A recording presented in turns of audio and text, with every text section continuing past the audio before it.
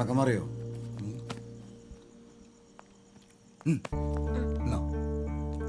ഇത് കൂടി നിനക്ക് വേണ്ടി ഒഴിച്ച. എനിക്കൊന്നും വേണ്ട. ഏയ്, ഇതെന്നാ പരിപാടിയാ? കുളിച്ച് ഫ്രഷായി ഇതിട്ടുണ്ട്. എനിക്കൊന്ന് ഉറങ്ങണം. ഉറങ്ങിക്കോ, പക്ഷെ എന്റർടൈൻമെന്റുകളൊക്കെ കഴിഞ്ഞിട്ട്. ഇന്ന് എനിക്ക് ഒന്നിനും വയ്യ. അങ്ങനെ പറഞ്ഞ എങ്ങനെയാ?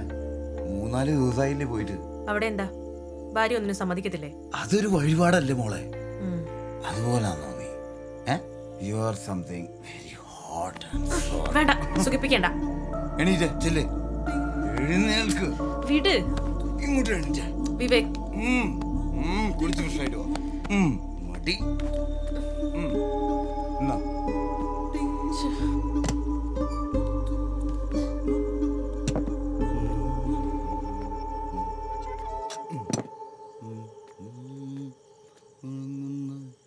മണമുള്ള തണുപ്പുള്ള രാത്രിയിൽ തനിച്ചിരുന്നുറങ്ങുന്ന ചെറുപ്പക്കാരി, പൂമുഖ കിളിവാതിൽ അടയ്ക്കുകില്ല.